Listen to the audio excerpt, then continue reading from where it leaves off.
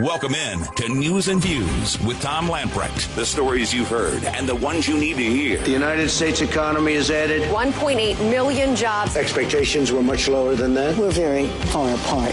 Come back and continue to negotiate. We're not going to just keep on coming back every day. President Trump impending action on TikTok. Data collection app masquerading as a social media app. Unlike the African American community, the Latino community is an incredibly diverse community. He's not all there. Your life, your values, your voice. This is News and Views with Tom Lamprecht on Talk 96.3 and 103.7. He's not all there, but hey, we'll have more on that in just a little bit. I guess it was good news on the jobs report this morning. 1.8 million jobs were added. They thought there'd be 1.6 million. The stock market was up and down today. But nonetheless, we're coming back. We've got about half the jobs back. The unemployment is now 10.2%. What the lowest it got was close to 20%. So it's coming back. The question is, will it continue to come back between now and November? If it does, great news for Donald Trump. A Donald Trump endorsee won the election in Tennessee yesterday, Bill Hagerty, who was the former U.S. ambassador to Japan. He beat out Manny Citi, and by a pretty good amount. Hagerty had 51% of the vote. Citi had just under 40%. Now, Citi was the non-establishment candidate, but Hagerty got the endorsement of Donald Trump. Tom Cotton was in Hagerty's court, as was Marsha Blackburn, Ted Cruz, and Rand Paul were in Manny Citi's side of the issue. But, it was to replace Lamar Alexander. Either one of these guys would be better than Lamar Alexander, by far. You talk about establishment, look up the word establishment, and Lamar Alexander's picture probably shows up in the dictionary. Good news in North Carolina, unlike other states in our nation who have said because of COVID-19, we're going to release massive numbers of prisoners. Not in North Carolina, at least that's what we hope. Why? Because in North Carolina, the state prison officials say 2.1% of prisoners in the entire state prison system have tested positive for COVID-19. That is better than the general population in many areas of the country. 29,062 offenders were tested. A total of 619 tested positive. And they continue to test people that are being transferred in from county jails and such into the prison system. They are tested before they come in. So while you're looking at New Jersey, their prison system tested at 16.3%, Tennessee 13.6%, Michigan 10.8%, Texas 9.8%, North Carolina 2.1%. That's good news. In more than one way, it's good news that the coronavirus isn't an epidemic stage in the prison system, but it's also good news that prisoners aren't going to be let out among the general population under the banner of we're so concerned for their safety and their health and their welfare. So good news there. The big story that won't go away for Joe Biden and the Dems, it's the story of Joe Biden stepping in it again. I mean, this guy, there's a new video out. In fact, I couldn't figure out I got to figure out how to put it from Twitter to Facebook. It's actually on my Twitter account, but perhaps you've seen it. It's been put out by the GOP, and it's simply a video comparison. I thought about playing it for you, but the audio doesn't do it justice. It's a video comparison of Joe Biden from 2008 to Joe Biden today, 2020. And the difference between it just goes juxtaposition back and forth from 2008, Joe Biden talking on camera, to 2020, and you feel bad for Joe Biden. The difference is stark. It is stark. But going back, and we talked a little bit about this, and I wanted to play some of this audio for you yesterday, but we had Kim Blackwell on and really didn't have time to get to it, but Ken and I talked about it for a little bit. But what's interesting is you look at this, and it's interesting that some people are now, and I'm talking about mainstream media editorialists, are coming out and saying, maybe it's just not a gaffe. Maybe there's something deeper there with Joe, the way he continues to step in it and make these, what the only way you can describe them is make these racist comments. I mean, this is the same guy that came out and said, you've got to have a slight Indian accent to go into a Dunkin' Donuts or a 7-Eleven. This is the same guy that said, you know what, poor kids are just as smart as white kids. He's the same guy that said they'll put you back in chains. He's the same guy that said, you know, if you don't vote for me, then you ain't black. He stepped in it again yesterday. Now, Joe Biden raised eyebrows on Thursday with comments comparing the African American and Latino communities. So he's doing an interview, a virtual interview with the National Association of Black Journalists and the National Association of Hispanic Journalists. He was asked a question, and this is Joe Biden's comments when he was asked, would he re-engage with Cuba as president, something that could have an impact on Cuban-American voters. Biden responded, yes, yes, and goes on to say, this would be cut 2. Yes, this is cut 2.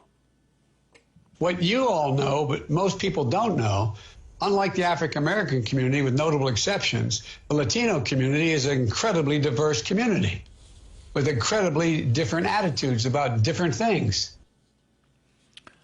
So now cut through this, and basically what he has said, if you look at it and tear it apart, Joe's just saying, well, you know, the Hispanic community, they come from different places and they're very diverse, unlike the black community.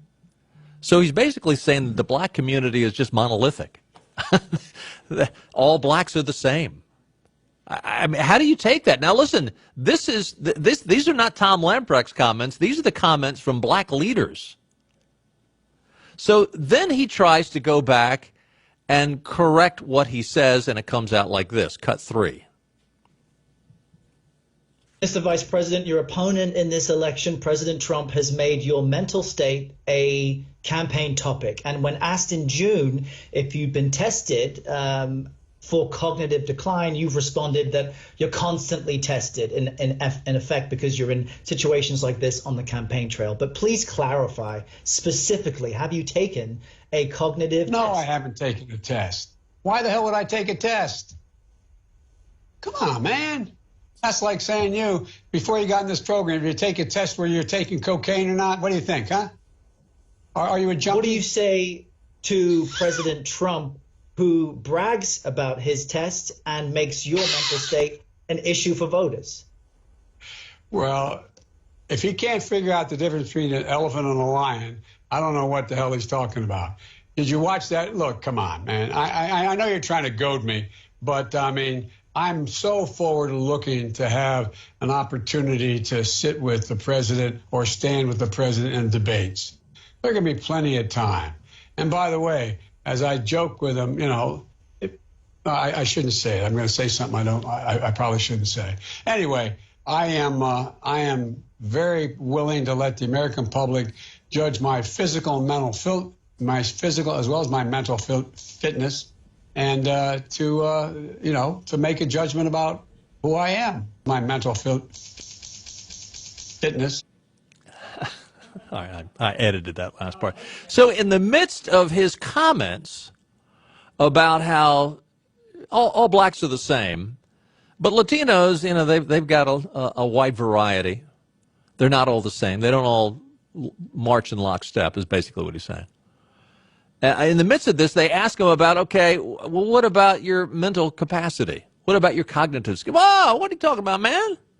What are you talking about, man? I'm sharp as whatever.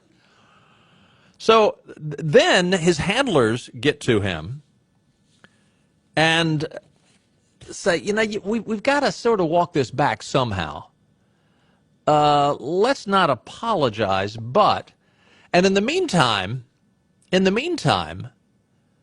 the mainstream media, a.k.a. the Washington Post, they come out and they say, well, no, that's not what he meant. No.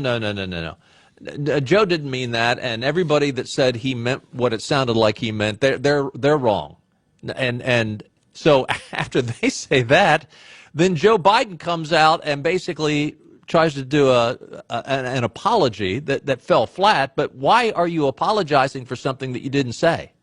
That's what everybody's asking today. So here is his so-called apology, and all he does is dig the hole deeper. We can build a new administration that reflects the full diversity of our nation and the full diversity of the Latino communities. Now, when I mean full diversity, unlike the African American community and many other communities, you're from everywhere. From Europe, from the tip of South America, all the way to our border in Mexico and in the Caribbean. And different backgrounds, different ethnicities, but all Latinos. He said it again. This is supposed to be an apology, and he said it again. He said, now what I mean by full diversity, unlike the African-American community and many other communities, you're from everywhere. So Biden says his administration will reflect America. We're gonna just look just like America, which is the exact same garbage that Bill Clinton said, that Obama said, that Hillary Clinton said. We're going to look just like America. So if he's going to be, and we're not, look, and I understand, you're going to have a lot of diversity, but when you lead with identity politics, instead of leading with the best and the brightest, and look, the best and the brightest are in every demographic. They're in every gender, they're in every ethnicity. I understand that, and I agree with that. But when you lead with identity politics, that's when you get yourself in trouble. But listen, if he's going to be honest and forthright and do what he says he's going to do, then I guess he will have on his staff a Latino from South America, one from the Caribbean, one from the border, one from Europe. But he only has to have one black because they're all the same. I mean, this is what the guy's done. And this was his apology. So at least you think that this is just coming from Tom Lamprecht. Leo Terrell, a civil rights black attorney who voted for Obama twice, Hillary Clinton in the last election. And this is interesting because yesterday we had Ken Blackwell on, we've had Carol Spain on, we had Patrick Hampton on, that are all black conservatives. You say, well, those people have a long history of being a part of the conservative movement, which I say to that, okay, what difference does that make? But this Leo Terrell, unlike those other three I just mentioned, he voted for Obama twice and Clinton last time. He came out last night on Fox News, and this is not my thoughts. This is a former liberal Democrat talking about Joe Biden. This is cut 5. Joe Biden is unfit to be president, and Joe Biden is a racist. Joe Biden has the mindset of a plantation owner. He thinks he knows how every black person thinks, how we walk, what we should eat. Joe Biden doesn't understand that black people are individuals. Condoleezza Rice and Al Sharpton are different individuals. We have a different mindset. And what the Democrats will do is they'll roll out Jim Kleinberg, and he say it's okay. Jim Kleinberg doesn't speak for me or Larry or black America. No one black person speaks for black America. And CNN and MSNBC, they wouldn't cover this today. Donald Trump is absolutely right. Joe Biden insulted every black American today, and he should not be president. He is the racist. What is so amazing to me is that they're going to put this guy out in front and say he's not. The only reason why he is getting a pass because he has a D in front of his name, not an R. Republicans are the people who believe in the colorblind society. Democrats are the ones who believe in identity and race politics. Biden has the mindset of a plantation owner. Bingo. And you know what? Every liberal Democrat basically has that same mindset. Don't you, and if you're black, don't you dare get off the plantation. You vote for us, just like you're supposed to. Yes, your vote has been taken for granted for decades. And Donald Trump said it 4 years ago. He needs to repeat it again. Do you want to go back to the plantation, or do you want to continue to have opportunities for jobs, for growth? He said it 4 years ago. Take a chance on me. Vote for me. Take a chance, and let's see what happens. For those people that took the chance, they were rewarded. Now, granted, COVID has backed us up, but it's backed everybody up, not just blacks. And as Kim Blackwell said yesterday, we will have, and I've said it too, some people are, again, a 24% approval rate from Donald Trump from blacks. If half of that goes to vote for Donald Trump, and I think it's going to be more than half of that, it will be an historic high. Who's Joe Biden going to pick? The pundits, Axios, came out and said that it's got to be between Kamala Harris and Susan Rice. What does Kamala Harris bring to the table, though? He's got California anyway. And Susan Rice has got to be toxic. They're going to put Susan Rice up there? I mean, you can just see the Trump for president ads that will run with her on all those Sunday morning talk shows lying about the video. We'll see. And Karen Bass, she apparently is in third place. She's an out-and-out Marxist. They're going to have video of her praising Fidel Castro, praising Scientology. I don't think it's going to be any one of those three. Only because it would be suicidal for Biden to pick any one of them. All right, we're going to take a time out. I mentioned this yesterday when I was talking to Kim Blackwell. Didn't really have time to get into the details. But there's a new Hill Harris X poll, and it's not good news for Biden, and it could be optimistic news for Donald Trump. We'll go into detail in that when we get back.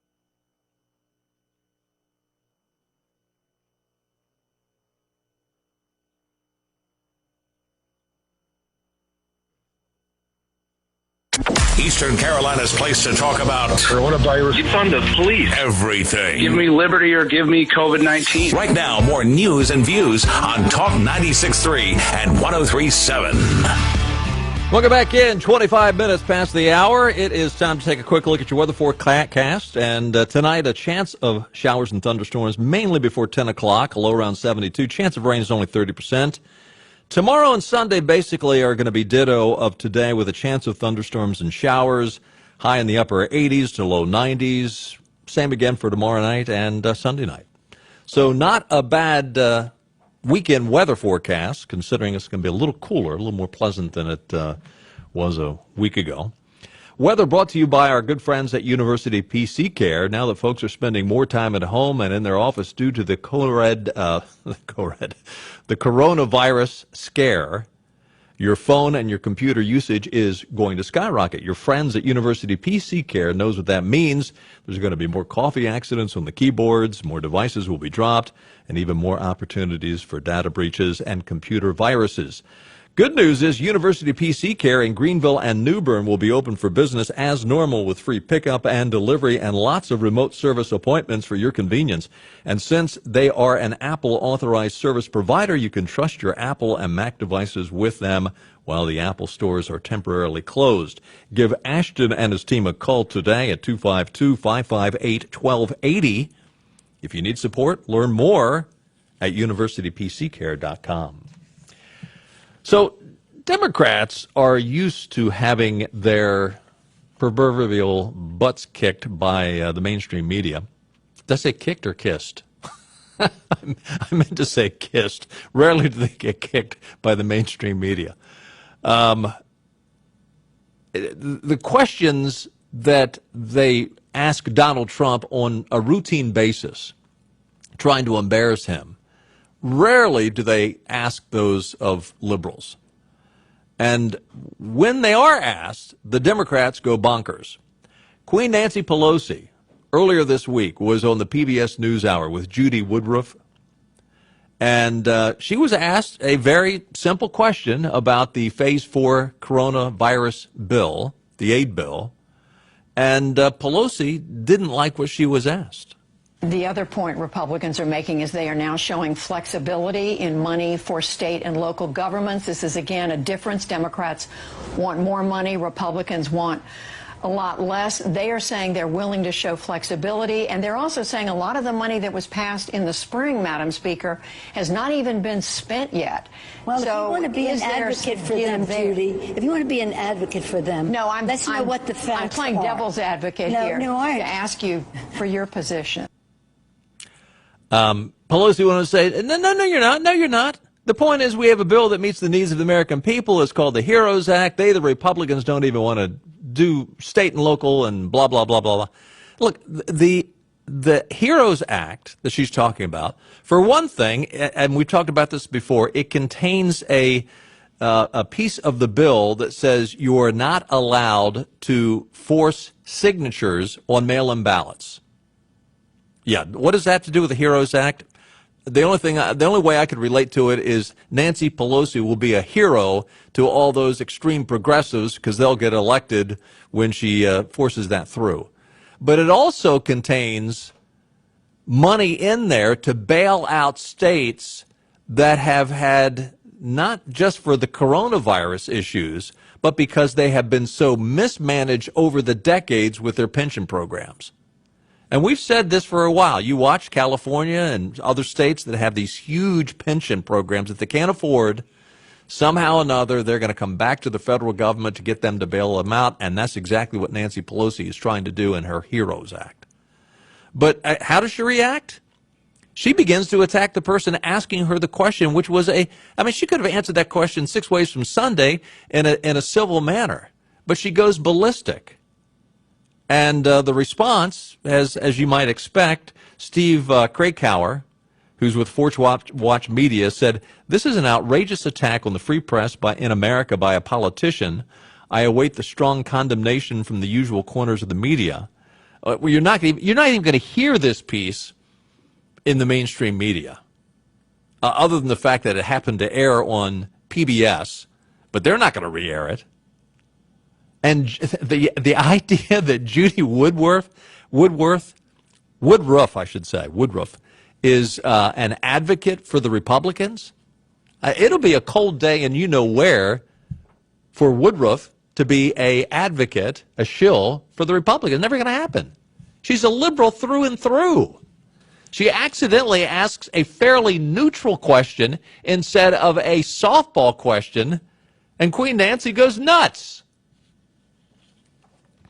So we're talking about the new polling out. There is a new poll out from Hill Harris X polling. Surveyed respondents between August 2nd and the 5th. So this is a recent poll from just this week. Found that Biden has 47% of the national vote versus 43% for Trump. A lead of 4 percentage points. Well, you say, well, okay, Biden's leading. Yeah, but the previous poll by the same group, conducted between July 27th and July 20th, just a couple of weeks ago, had Biden with 45% and Trump with 38%. So basically, he has cut the lead in half in 2 weeks. There's some 3 months left until the election. Two key demographic was the surge for Trump. Midwestern voters voting for Trump rose from 38 to 42%, while the same group plummeted for Joe Biden, 45 to 39%. So in the Midwestern voters, in that part of the survey, Trump is actually leading. And you look at those areas, and there are a lot of swing states, important states right there. Independents also surged for Trump, 31% to 35%. Biden fell. He is now behind at 33%. Now, look, I've said all along that there was a long way between now and Election Day as we looked at this polling, and I am the first one to discount polling. But it's interesting because if Trump is basically tied now in the national poll and ahead in some states and ahead with independents, then he must really be ahead because the polls always get it wrong in favor of the liberal. We'll see where it goes. I wouldn't rest easy just because the polling is now looking favorable, but I think it's going to continue to increase for Donald Trump. The mistakes that Joe Biden is making are astronomical. How ironic that they keep pointing to Donald Trump, the mainstream media, progressives without any facts. They point to Donald Trump and call him a racist. And yet look at what Biden is saying. Will these same people that call Donald Trump a racist, will they point to Joe Biden and say the same? And I'm talking about the Ilhan Omar's and her squad.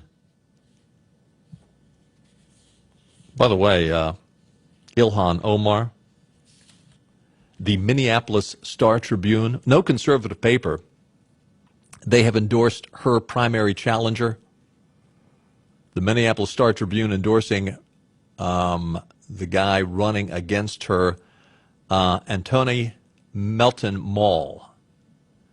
He is praised in this paper for his strong progressive values from Minnesota, but while he is a progressive, maybe not as bad as Ilhan Omar, the paper nonetheless came out, the editorial said, look, this guy will at least represent the 5th Congressional District.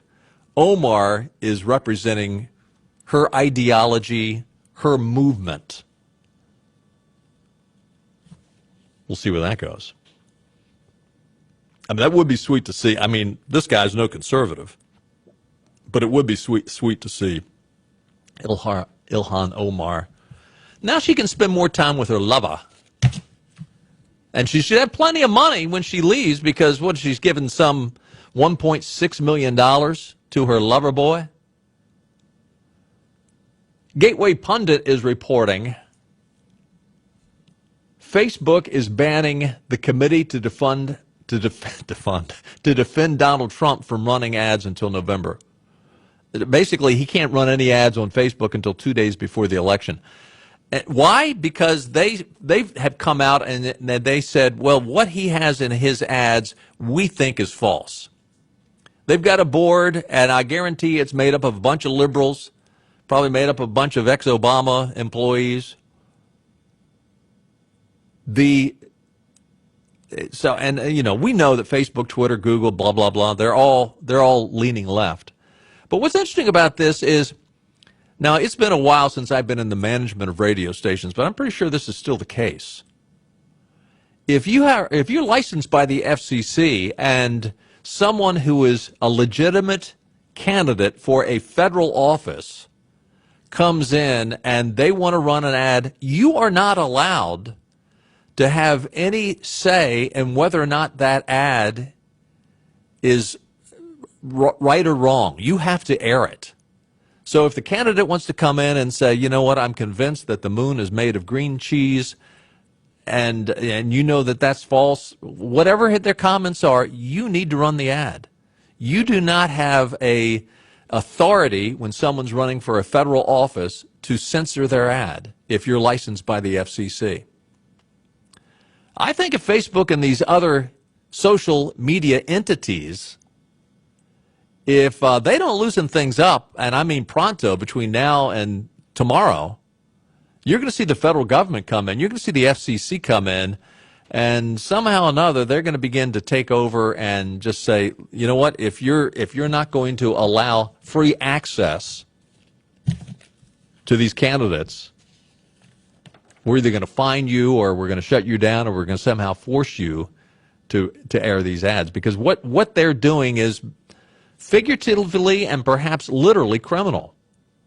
So you have these huge social media people and companies, and they're saying to one candidate, we're not going to allow you to air on our social media outlet because we think what you're saying is false. The Detroit News is reporting that Governor Gretchen Whitman signed an order on Wednesday declaring racism a public health crisis. Now, you've heard a lot of folks in political power on the left make similar comments, that racism is a public health crisis. Now, racism is bad. It's wrong. Now, she's created this advisory board called the Elevate Black Voices Advisory Board. I'm not saying that racism isn't a problem. I'm not saying it's not an issue. But what I'm asking is, okay, and they've introduced this. She's introduced this because she has said that racism is such that it doesn't make any sense that the coronavirus is having a bigger impact on African American families, black families, than it is on Caucasian families.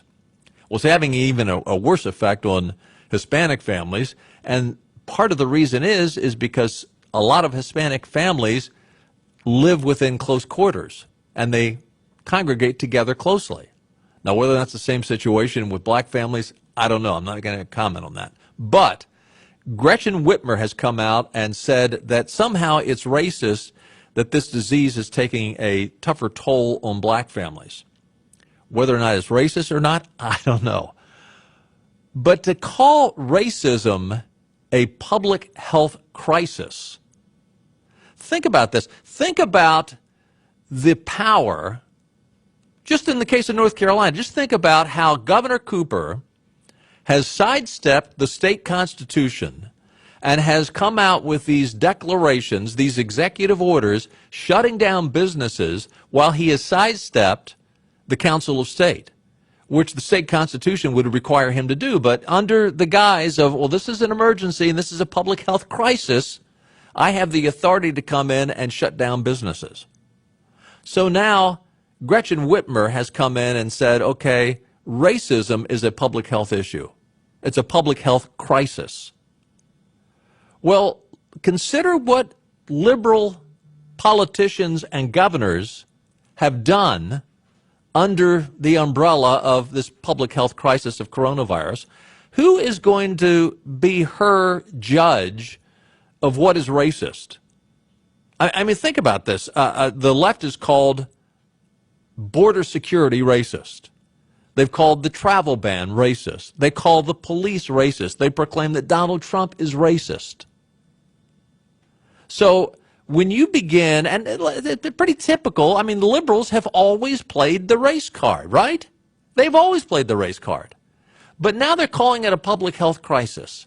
And these liberal governors have taken it unto themselves for these huge, broad paths of executive decisions, executive orders under the umbrella of the public health crisis, and now racism is a part of the public health crisis. I'm just asking, will this be misused for a political agenda? And what's the punishment going to be? If Gretchen Whitmer says, oh, that's racist, and racism is a public health crisis, I'm therefore going to declare that you have to do such and such, or we're going to shut you down, or we're going to find you, because we interpret what you're doing, what you're saying as racism. Watch out, folks. Does this sound far-fetched? I don't think so. We've got to take another time out. Stay with us. More news and views coming right up.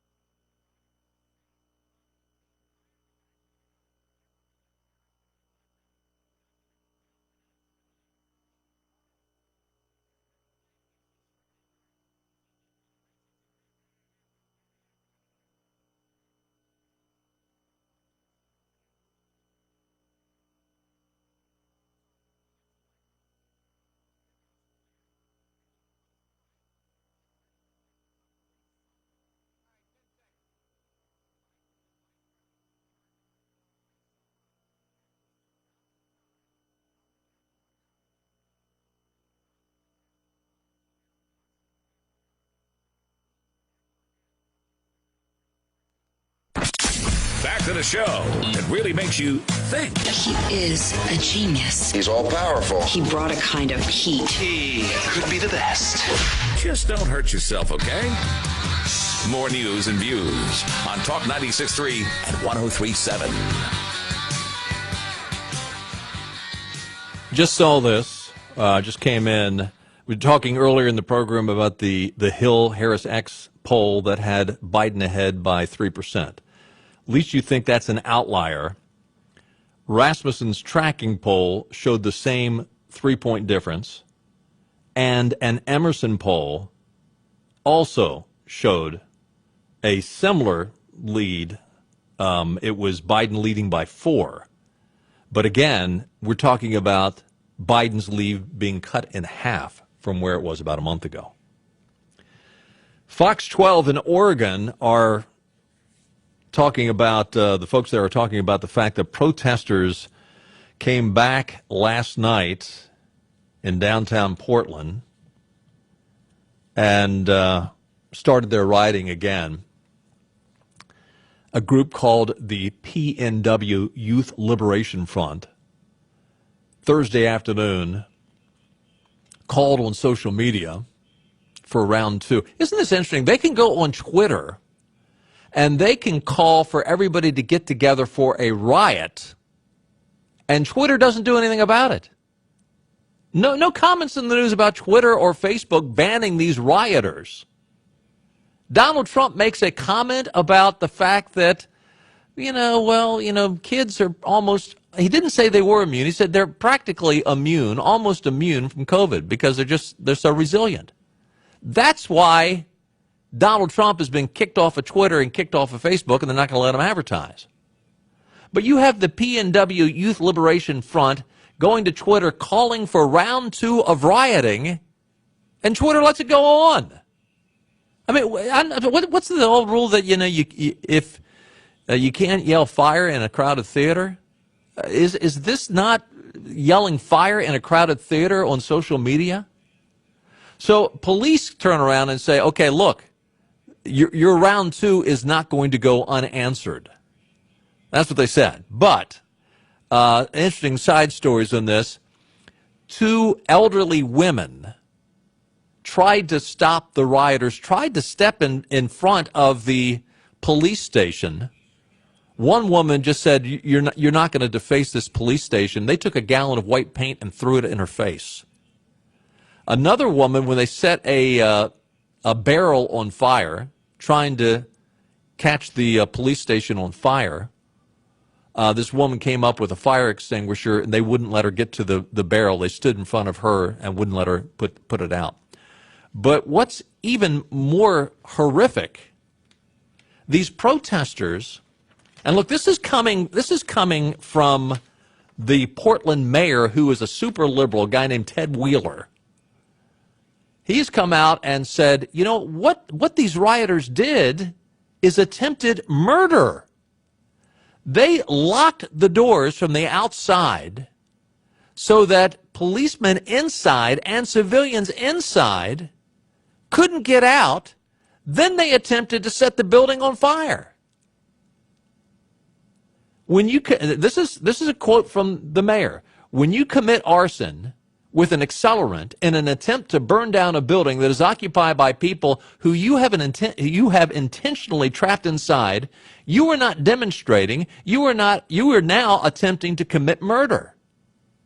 Well, listen, how do you fight off attempted murder when it is being attempted?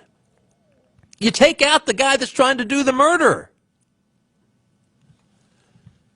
I am so sick and tired of these liberal do-gooders who continue to go around and saying, well, they're peaceful protesters. No, they're not. No, they're not. Peaceful protesters, they haven't been around for 2 months. Police say a majority of the crowd, they kept pushing them back and they kept coming back. The police would come out, they would push them down the street, then they would come back. And, they said, we're not going to put up with this. Pardon my bluntness, but do you know why the majority of these rioters, these anarchists, continue to violate your closure orders? And that's what they came out with. They said, we're going to close your order, you got to disperse. And they try to chase them away, and then they come back. Why do they keep coming back? Because there's no consequences to it. I mean, the idea that we're going to arrest you and you're going to get out of it with a $50 fine that George Soros is paying for him. I mean, look, again, the mayor of Portland has said this is attempted murder. They need to be charged with attempted murder. These peaceful protesters are non-existent. They left the scene a long time ago. Juan Williams from Fox, he is their one of their liberals on there.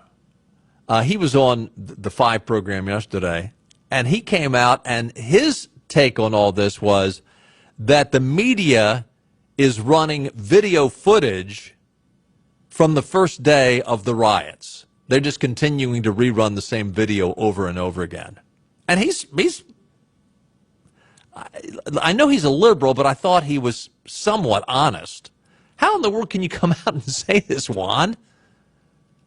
Why are you carrying the water for these idiots? I mean, one would have to come to the conclusion that you're on their side, that you want the same Marxist ideology to take over in this country. Unbelievable. Speaking of Marxism, I've got a story for you. We've got to take a break first, but an economics professor at Wright State University, he is trying to set up a class for all his students that they could take if they wanted to on the fallacy of Marxism. Well, we'll tell you where that's going when we get back.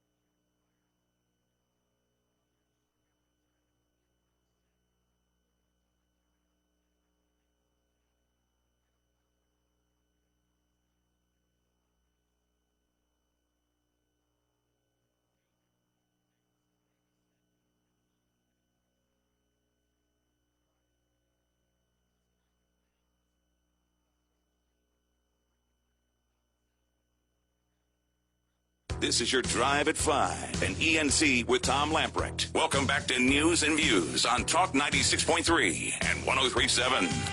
An economics professor at Wright State University in Dayton, Ohio, says the school has repeatedly denied his request to teach an elective class critical of Marxism to the general student body. Clearly, it's all just censorship, Wright State economics professor Evan Osborne told Fox News. I've proposed several electives. All have been approved. Yet this one that basically counters the dumb criticisms of capitalism. No, you've got to be an honor student. He has said he wants to open it up to the entire school, all the student body, and the administration there said no. The honors class sharply limits who can take it, Osborne said. The biggest damage is being done to students in business and the College of Economics. Most of them are not honor students. They deserve to hear. His non-honors class got blocked after objections from faculty, including anonymous complaints. No other Wright State faculty has been told they can't teach a class because other professors anonymously objected. Osborne taught the class as an honors elective before 2014 to counter the dumb criticism of capitalism, he said. I first talked about Marxist economics, where it came from. I go country by country to talk about the disasters in economics and crimes against humanity. Maybe it was a mistake to make the syllabus so honest. Fundamentally, what I want is my academic freedom to be respected. You know, where's all this about diversity and having an open mind and, live and let live? It seems like the censorship is pretty strong on the liberal side.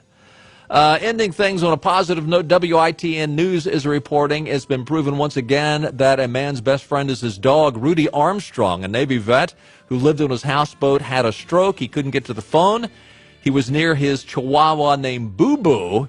He said, "Boo Boo, go get Kim." The dog took off running to the dockmaster named Kim. Kim called 911 and ultimately saved the man's life. There's a Lassie story for you. Hey, listen, have a great weekend, and we'll do it again next Monday at 5 o'clock. I'll see you then. Bye-bye, everybody.